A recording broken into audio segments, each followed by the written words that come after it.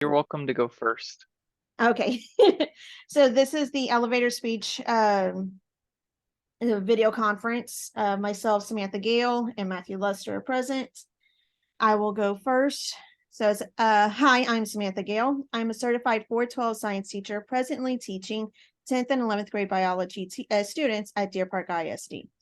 I am currently in the graduate program at University of Houston Clear Lake, pursuing a master's degree in instructional design and in technology, with an intention to become an instructional facilitator.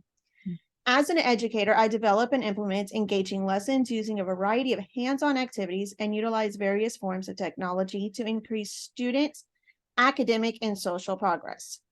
My instruction focuses on students actively learning through discourse, implementing critical thinking skills, and using technology to create and investigate topics learned in class. With instructional techniques and in relationships built in and outside of the class, students have self-confidence and socially and academically to tackle what they first deemed impossible. For example, I've had several of my students who struggle on classroom and state assessments who have gained the self-efficacy to pass the biology STAR test, their very first STAR test ever to be passed for any subject matter. To achieve strong student advancement, I use data analytics to tailor lessons to fit my students' needs for remediation and extension of learning. As an instructional facilitator, my objective would be to use my classroom and instructional design expertise to enhance your team's academic success for students. Oh, that's awesome. Could you, I guess this is the discussion phase. Could you re-explain if, because I think you mentioned it, how technology helped you close the gaps on those 10th grade students, or I think it was those biology students. So I've had technology in my classroom. I use different applications such as Animation Desk, as well as like PowerPoint things for them to collaborate on activities. I even do small group instruction of where they can get together. If somebody's mastered a question, they can help somebody that has not.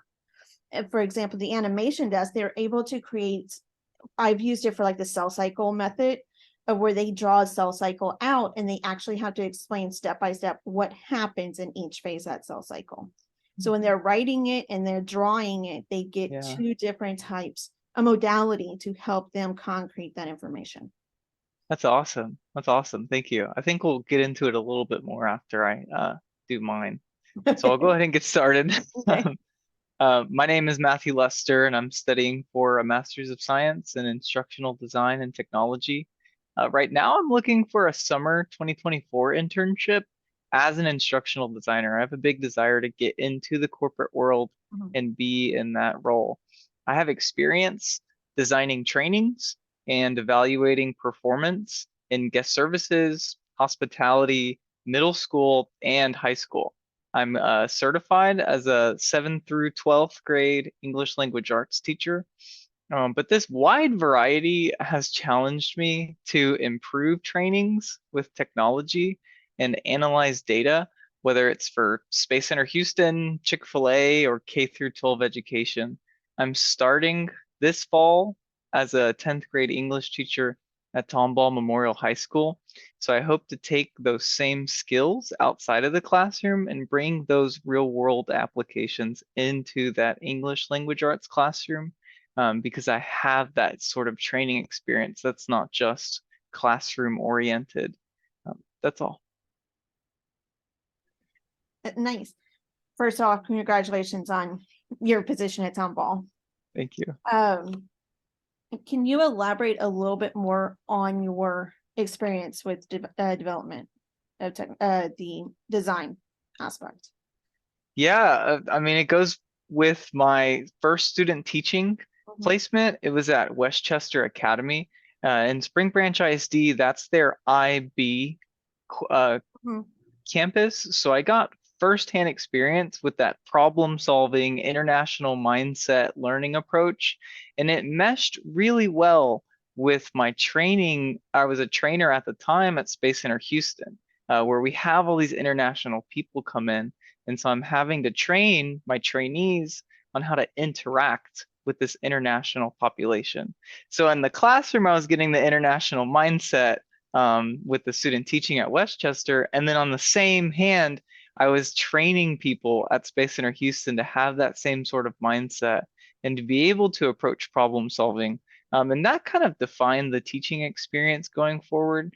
So I was able to use technology like Flipgrid and Mhm. collaborative tools, kind of like PowerPoint, how you mentioned.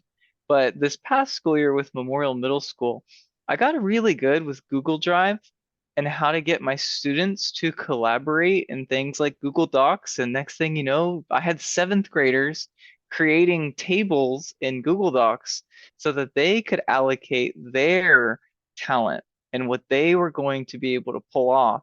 With the GT students that I was teaching in seventh grade, I was still able to pull in all that problem solving. And so all I'm doing throughout the whole class period is walking around checking out what they're doing on their Google Docs. And that's my collection of data. I noticed that they're struggling with this sort of problem solving approach. And so then that informs my next couple lessons with either that group or a whole class. Sometimes I would notice them doing it. But I'm excited for 10th grade because I'll be working with another learning management system. I'm going from Canvas to Schoology. And I'm interested to see how I'll need to shift with the way that I present information on the different learning management system because they look a little bit different. But yeah, I hope this course shows me how to do that well. Yeah. Yeah, definitely.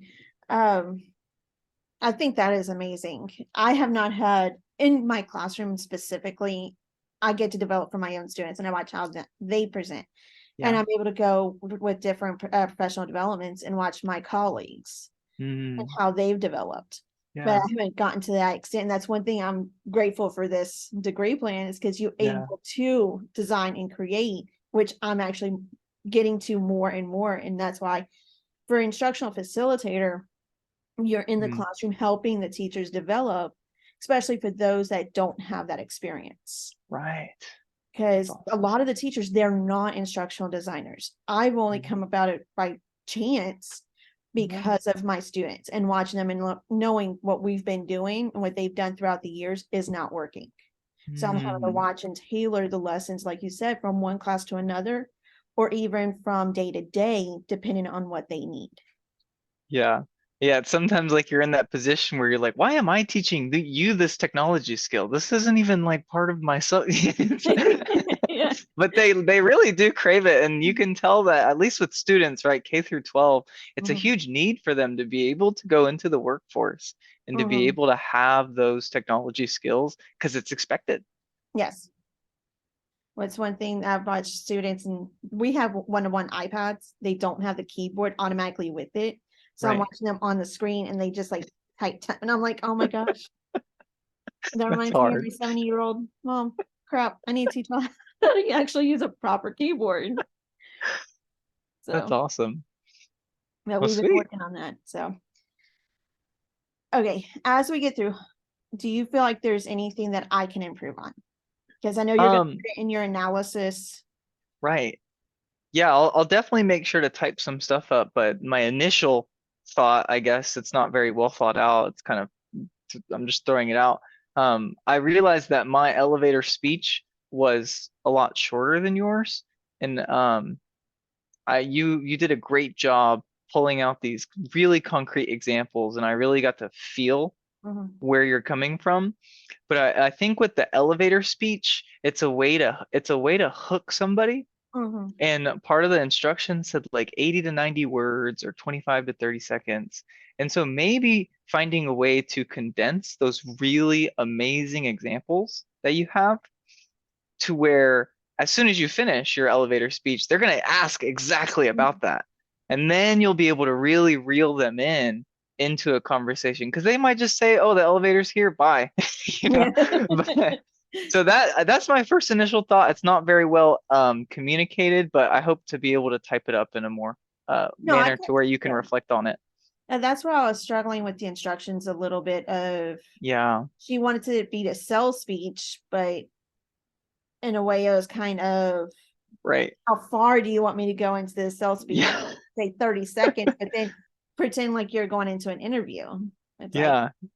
Yeah, for me it was good to jump in. I was like, this is super short. We'll see how it goes. Yeah. I'm looking forward to next week's a little bit more than this one. Me Development too. stuff. Well, Samantha, this has been great. Thank you. I look forward to your typed response Mhm. for the peer analysis, and I also look forward to going and seeing all the other posts and seeing how they Yes, managed to just jump in. yes. If you would like, I'll try to get a link for this to send it to you before I sit. So if you need to go back to anything, Yes. we can do that and Okay. make And sure you'll we, be doing the YouTube link, right? You'll be posting yes. it. Okay. That's the link that I'll send to you as the YouTube before so you can have that to do your peer analysis before I post it. Awesome. So, Okay. Thank you very great. Thank much. you. Bye, Matthew. Bye-bye.